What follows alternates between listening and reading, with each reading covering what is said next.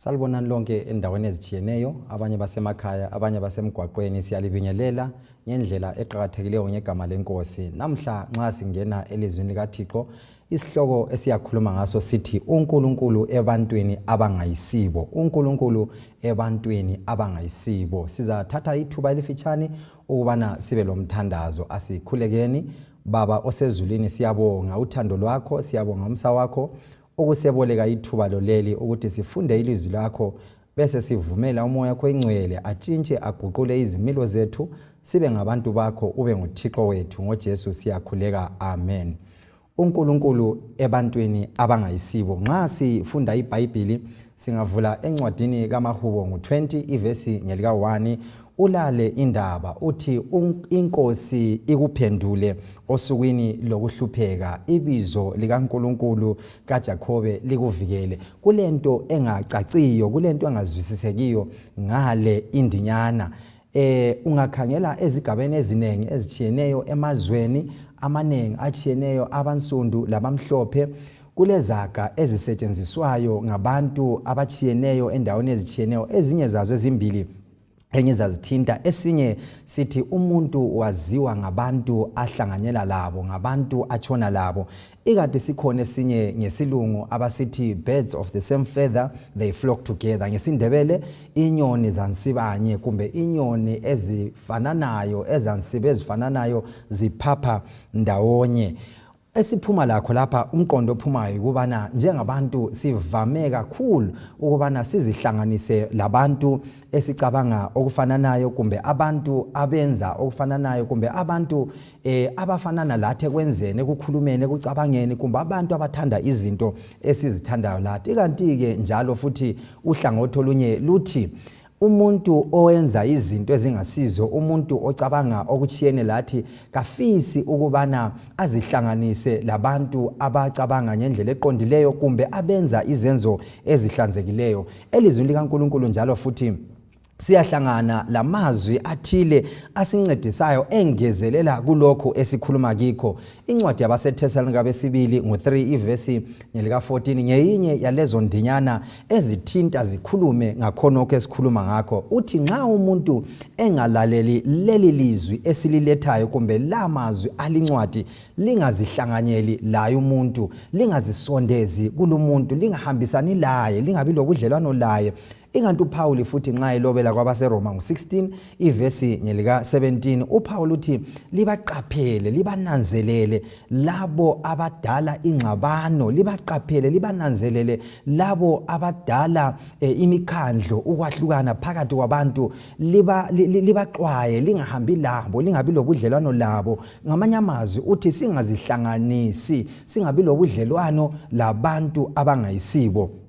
Kule ndaba ethile encane eyalotshwayo eminyakeni edlulileyo elizweni laseMelika, ikakhulu nxa kukhangelwe laba abantu abaphezulu, abantu abaphakemeyo, laba esingathi ngama-actor, laba esingathi ngabantu ababonakala kuma-television lakuma-radio ethu, kuyachiya ukubana abantu abanengi ababesenza imisebenzi ephansi enjengeyokupheka, enjengeyokuthanyela lokuklina, babefisa kakhulu ukubana bazisondeze eduze labantu laba, babefisa kakhulu ukubana babe seduze labo, babe lobudlelwano labo. Kodwa kusala kube lokwenqabela, kube lemgoqo ethile.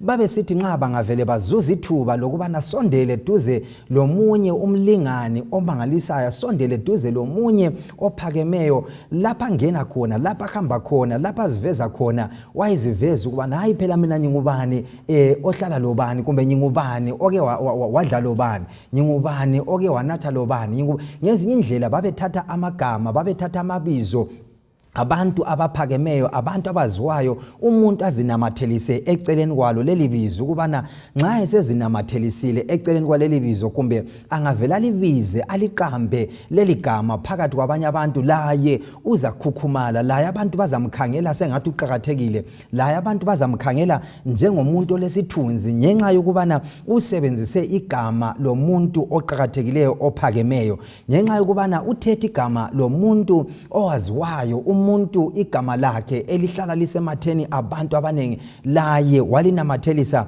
kuye, walinamathelisa ezenzweni zakhe, walinamathelisa empilweni yakhe. Ake sibuyele encwadini esiyifunde kuqala uMahubo ngo20 ivesi lika1. Inkosi ikuphendule osukwini lokuhlupheka, ibizo likaNkulunkulu kaJakobe likuvikele. Lindaba nxa uyicabanga, is it possible kuyenzakala yini ukubana uNkulunkulu laye uzinamathelisa legama lomuntu? Kungenzakala yini ukubana kule gama lomuntu kumbe amabizo abantu angangezelela ulutho egameni likaNkulunkulu? Kungenzakala yini ukuthi phakathi kwabantu abakhona bonke abaphilayo kule gama labantu kumbe igama lomuntu elingenza igama likaNkulunkulu libe ngcono? Ngifisa ukuthi sikunanzele lokhu ukubana uThixo uzinamathelisa azihlanganise loJakobe. Uthi uNkulunkulu kaJakobe, yindaba uThixo esebenzisa igama likaJakobe. Kanti uJakobe vele yena wayengumuntu onjani? Nxa ungakhangela uJakobe, ibizo likaJakobe lilokunambitheka okungakuhle, alinambitheke emlonyeni igama likaJakobe. Lapho belidlula khona ngesikhathi esesekhona zahamba emhlabeni zaphila ngensuku zakhe bekungakuhle. uJakobe igama lakhe, ibizo lakhe licho isela, licho umuntu ongugubuzela, licho umuntu olitsotsi, lithi umuntu ongaziphatha, umuntu ngezindlela othatha kumbe ozuza ngobuqili. Kukhanya sengathi uNkulunkulu uzinamathelisa laleli gama. Bekunzima yini, bekusala yini ukuthi uNkulunkulu athi yimi uNkulunkulu kaGabriel? Bekunzima yini ukuthi uNkulunkulu athi yimi uNkulunkulu kaJosefa, ijaha elaliqotho, ijaha elaphila impilo ehlambulukileyo lala ukubana lizihlanganise lenkosikazi yomqhathi walo, la khetha ukubana kwangcono liyejele kulokubana lenze into engayisiyo? Bekunzima yini ukubana uNkulunkulu athi ukubana yimi uNkulunkulu kaMelkizedeki, umpristi omkhulu waseSalem? Bekunzima yini futhi ukubana uThixo athi yimi uNkulunkulu kaMaria? Bekunzima yini ukuthi uThixo adinge elinye igama elingcono akade engazihlanganisa lalo, kumbe akade ngathi ngiNkulunkulu kabani? Kodwa uThixo uzwakale sithi yimi uNkulunkulu kaJakobe, yimi uNkulunkulu wetsotsi, yimi uNkulunkulu kagubuzela, yimi uNkulunkulu walumuntu othatha ngobuqili. uThixo kuyini okumenza ukuthi azinamathelise laleli gama? Kuyini okumenza ukuthi uNkulunkulu afise ukubana ahlanganyele, azihlanganise letsotsi leli, azihlanganise lo muntu onjengalo? Nxa singamkhangela kuhle uJakobe, zananzela ukuthi uJakobe njengoba sesiphawulile wayelisela, uJakobe was a conman, wayengumuntu oqilayo, wayengumuntu oqilibezela abantu. Ekuqaleni uJakobe uyaqila uyise, aqile lo mfowabo ngendlela efananayo ngokuthatha ubuzibulo ngendlela engayisiyo. Yebo kwakuzafika kuye, kwakuza kuye ngecebo lezulu, kodwa ukuthatha uyakuhluthuna ngendlela engayisiyo. Nxa esekwenzile lokho, indaba iyaxoxwa elizwini likaThixo ukubana lo mfowabo esezwile ukubana usemthathele ubuzibulo, wazonda, wathukuthela kakhulu, wafisa ukuthi ambulale. Kwafika esigabeni lapho uJakobe okwadingakala ukubana abaleke asuke ekhaya, wagijima wabaleka uJakobe, wahamba ethubela eqonda ihlathi. Wafika esigabeni lapho kwasebusuku eselele. Nxa eselele ebusuku kuyafika umbono aphuphe kumbe abone ilele lisuka emhlabeni lisenyuka lisiya ezulwini. Abesenanzelela ingilosi zezulu zisehla zikhwela ngaleli lele. uThixo abesebonakala kuye uJakobe, aqinise isivumelwano asenza lo Abrahama lo Isaka emuva ngale. Abesesithi isithembiso engasenza lo Abrahama lo Isaka ngizasigcwalisa kunzalo yakho. uThixo uyaqinisa lesi sivumelwano asenze emuva ngale, asiqinise lali indoda enguJakobe, asiqinise lali indoda enguconman, asiqinise lali indoda elitsotsi, asiqinise lali indoda elisela. Wenzani uThixo ezihlanganisa lali indoda? Wenzani uThixo eqinisa isivumelwano esiqhakatheke kangaka lali indoda elesimilo, ele character engacaciyo, ele character engaqondanga? Uyavuka kuseni enyuke ehlele elizweni lase Mesopotamia. Nxa efika khona le uyabona intombi enhle, abese ngemva kwesikhathi adinge kumbe alungise ukubana ayithathe athathe la intombi le. Abese siya kuyise owayengumalumakhe.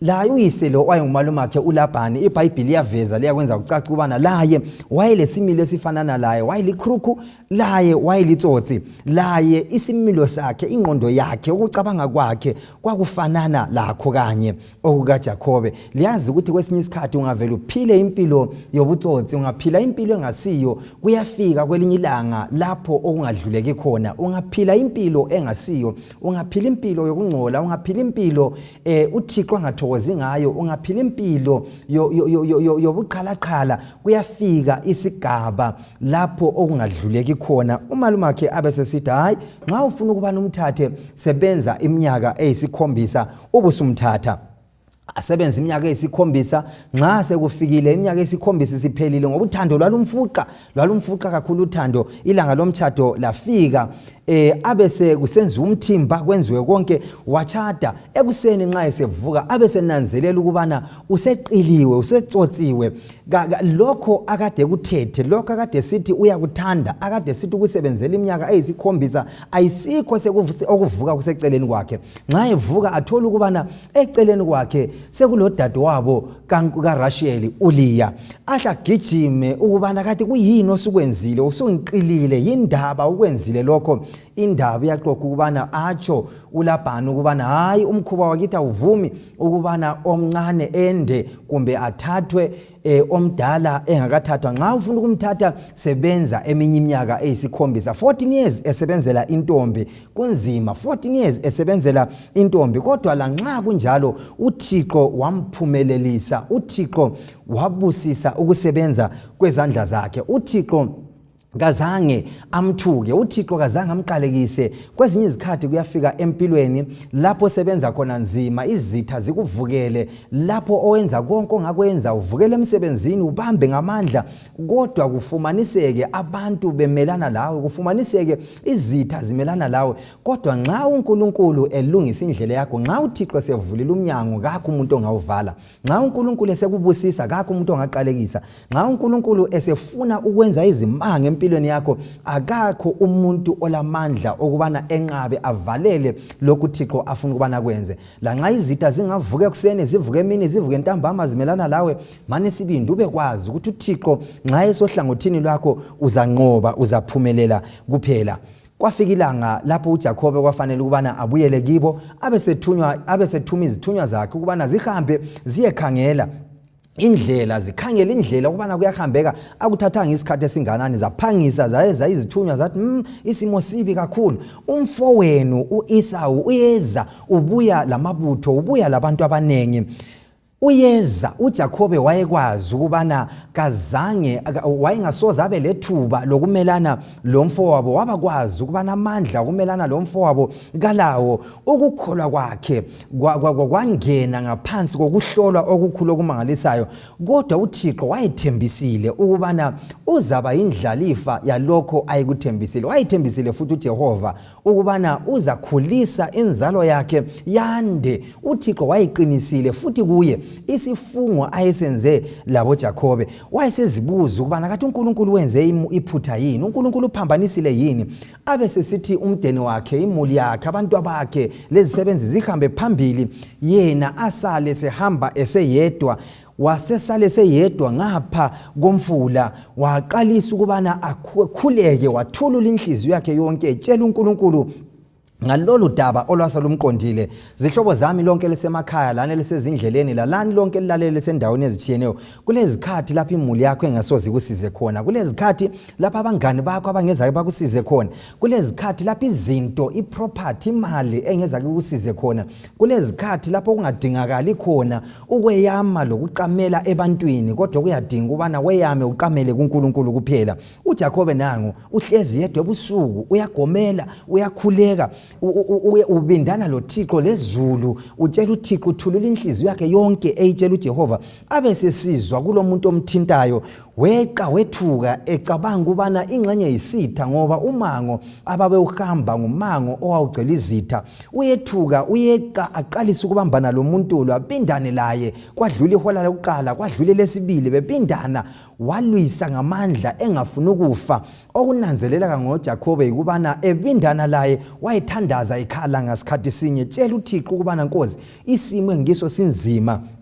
Ngamzuzwana nje lesi sikhambi kumbe lo muntu wayebindana loJakobe uyamthinta ngesandla, uyamthinta ngomunwe enyongeni, uJakobe ahle ephuke inyonga. Umbuzo esingazibuza wona ukubana indaba kade lo muntu kumbe lesi sikhambi savuma sathatha isikhathi sonke lesi singazange simthinte, kodwa babindana phosa ubusuku bonke. Wayengakwenza ngomzuzwana nje omncane, kodwa uyathatha isikhathi ilanga lize liphose liphume ebindana laye ngamzuzwana nje abe semthinte enyongeni, inyonga kaJakobe ikhumuke. Ngaleso sikhathi uJakobe abesenanzelela ukuthi hayi, lapha kabindani lo muntu, ubindana lo Thixo uqobo lwakhe. Azwakale sekhuluma ukubana angisoze nyikwekele uze ungibusise, angisoze nyikwekele uze ungimbusise. Uyananzelela ukubana usephambi kobuso bukaThixo, uyananzelela ukubana asomuntu lo kodwa nguThixo uqobo lwakhe. uThixo abesembuza abesithi igama lakho ngubani? Nanku umbuzo esingazibuza wona isikhathi sonke lesi. uThixo emvakatshela esondela lapha eqalisa ukubindana la ubusuku bonke kuze kufike isikhathi lapha amthinta khona. Wayengakwazi yini ukubana igama lakhe ngubani? Uyambuza ukuthi igama lakho ngubani? Wayekwazi igama lakhe, kodwa wayesifisa efuna ukubana uJakobe avume lokho ayikho khona. Wayefuna ukubana azikhangela, khangela ingaphakathi yakhe, khangela inhliziyo yakhe, abesevuma isimilo sakhe, avume ukungcola kwakhe, avume ububi bakhe, avume ukubana kahlambulukanga, kahlanzekanga phambi kwaThixo.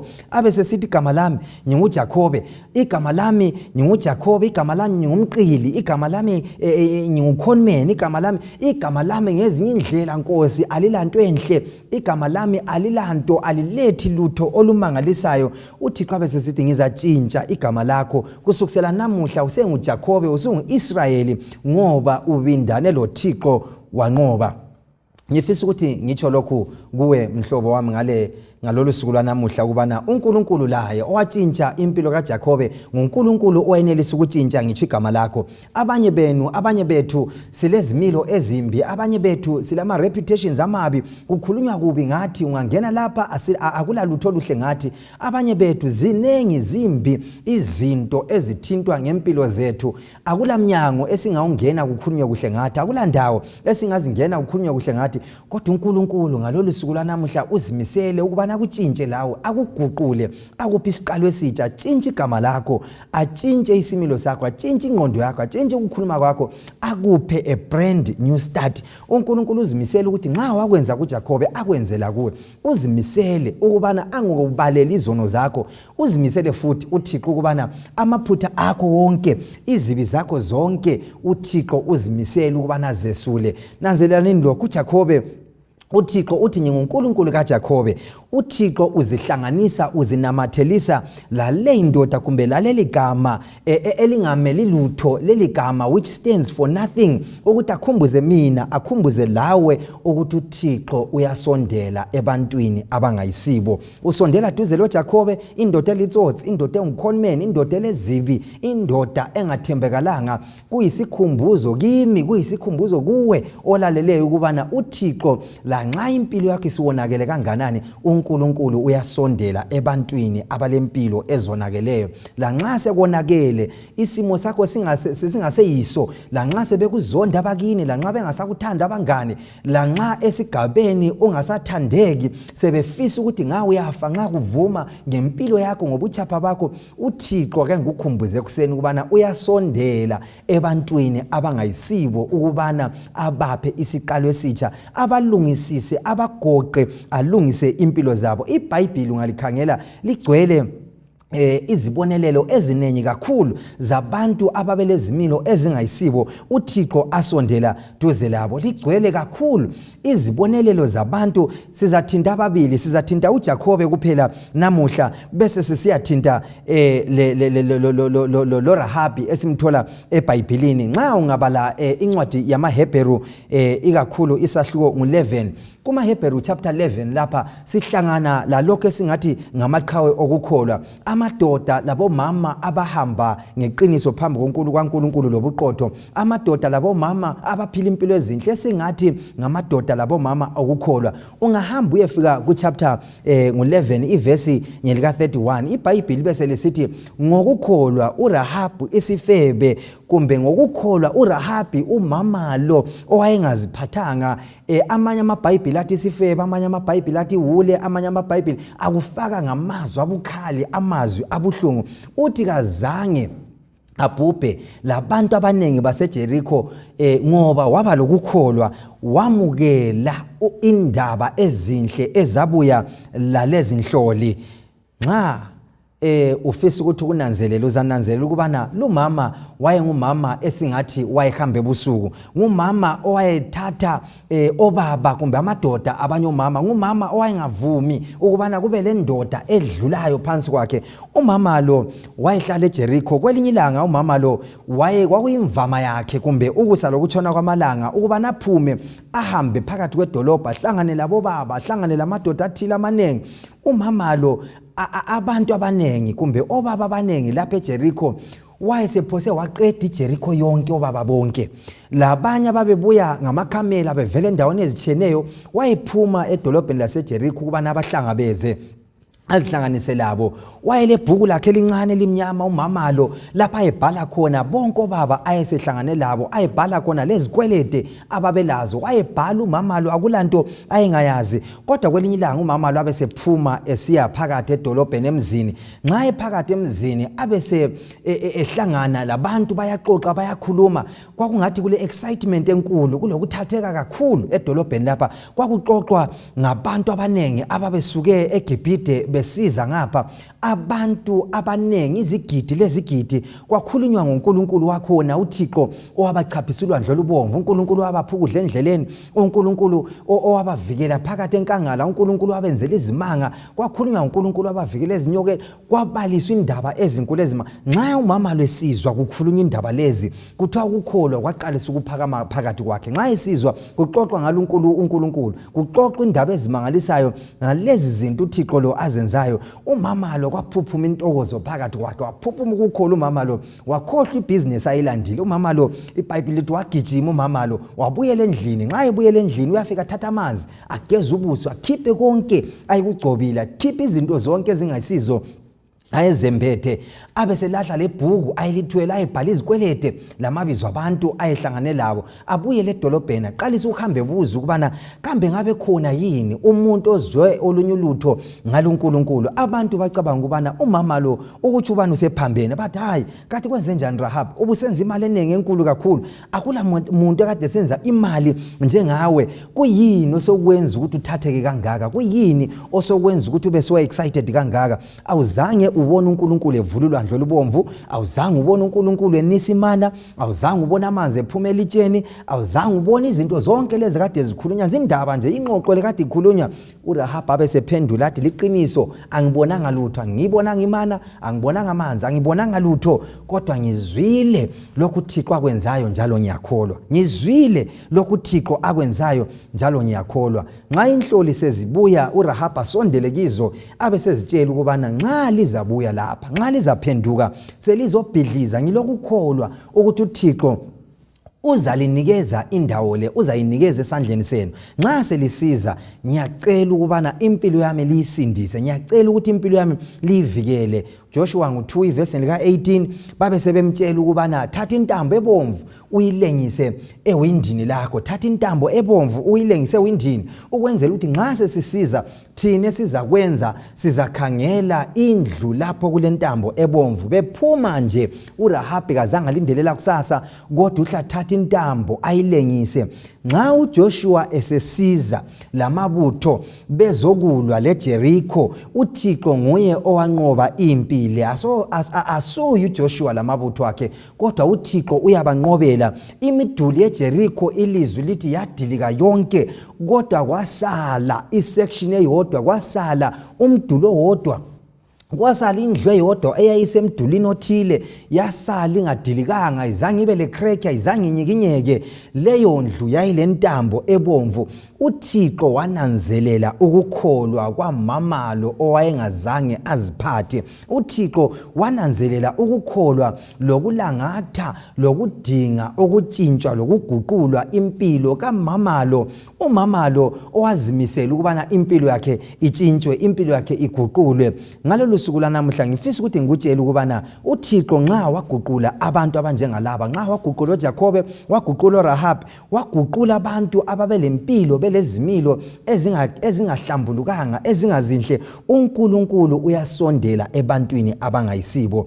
uThixo uyasondela ebantwini abalezimilo ezingaqondanga kuyangiphi ithemba mina lawe mlaleli akukuphi ithemba ukubana kwezinye izikhathi kulezikhathi when you make a rotten mess of your life kulezikhathi lapho ngitsho izihlobo zakho kulezikhathi lapho abangani bakho abangafuni ukunamathelana lawe kulezikhathi ngitsho lapho makhelwana bengafuni ukusondela kuwe kulezikhathi lapho ngitsho even emsebenzini kulezikhathi ngitsho ebandleni kulezikhathi lapho impilo yakho eba upside down kulezikhathi lapho impilo yakho esanganiseke khona kulezikhathi lapho impilo yakho engahlambulukanga kulezikhathi lapho hamba phakathi kwamagagasi angayisiwo lapho phuma endleleni eqondileyo uhamba endleleni engayisiyo impilo yakho ichaphazeke impilo yakho ingcole impilo yakho ibe ngokunye abantu bakulahla abantu bakuzonde bakukhalale bangafisi ukusondela duze lawe abantu baxwane lawe uswele ukubana ungahamba lobani uswele ukuthi ngibani onganamathela duze lawe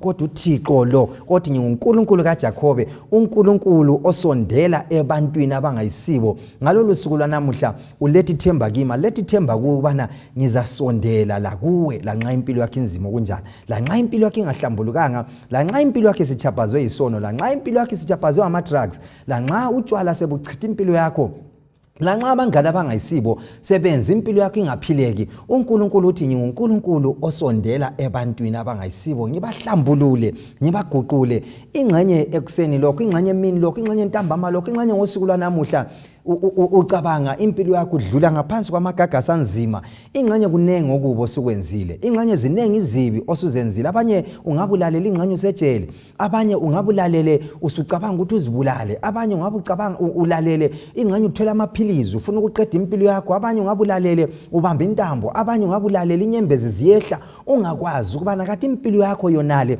izibe ikhonoke yikho khona kwahamba njani kwaqalisela ngapi impendulo uyidinga uyiswele ubone kwesinye isikhathi ukuthi hayi impilo la isalungiseki la nxa abantu bengehlule kuyilungisa la nxa amadokotela engehlule kuyilungisa la nxa umhlaba ungehlule kuyilungisa impilo yakho uThixo uthi ngiyasondela ebantwini abangayisibo ukubana ngilungisa impilo zabo uthi ngiyasondela ebantwini abangayisibo ithemba likhona ngalolu suku lanamuhla kulethemba kuwe kulethemba kimi kulethemba kithi sonke uJesu lo wehla esuka ezulwini wehla ukubana finyelela abantu abanjengathi uNkulunkulu wethu lo uNkulunkulu osondela ebantwini abangayisibo no matter what you have done la nxa usuyenza ububo obukhulu obunganani la nxa uphakathi kokucwila obubo obunganani khathesi la nxa uphakathi kwezibe ezinganani kulethemba eliseduze kuJesu Kristu uJesu uzimisele ukusindisa ngokupheleleyo